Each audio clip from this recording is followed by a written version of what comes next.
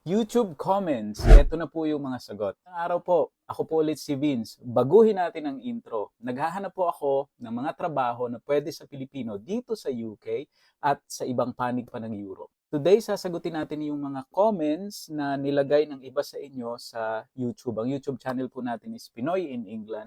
And sa ngayon po ito ay nakaka-gather na ng ilang mga comments na hindi natin nasagot in the past. So, quickly sagutin natin yung siguro mga 5 questions dito.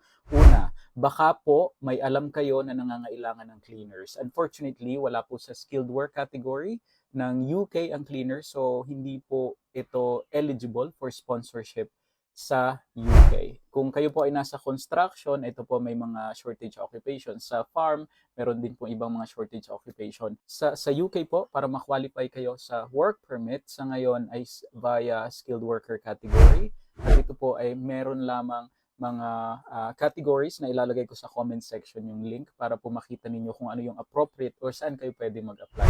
Ikalawa, sir, pa legit check naman po. Nag-email po ito sa akin, may job offer ako at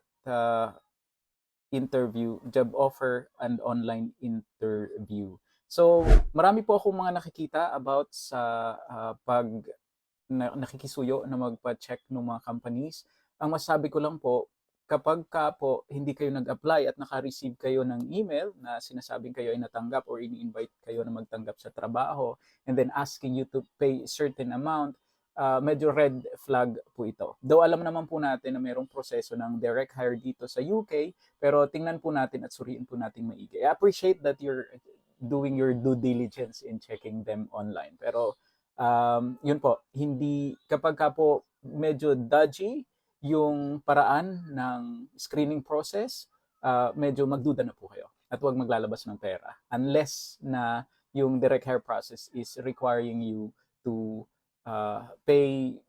Kasi kapag ka direct hire po, totoo naman na hindi lahat ay hindi lahat ay gagastusin ng employers. And you will still be responsible to paying like your visa fees at saka yung immigration health surcharge or IHS.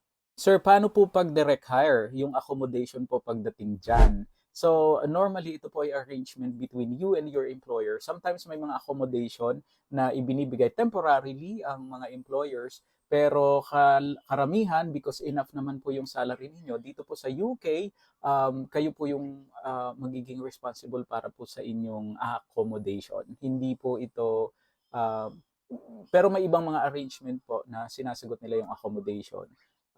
Pero sa karamihan po ng na-experience ko at nakita ko, kayo po ay responsible for your accommodation. Paano po malalaman kung legit? Paano po malalaman? Katulad ng sinabi ko kanina, check the screening process. Kung paano kayo nag-apply, kung hindi kayo nag-apply at bigla kayo nagka-job offer, yan po ay red flag. Ilang months po kaya yung cost na galing kay employer?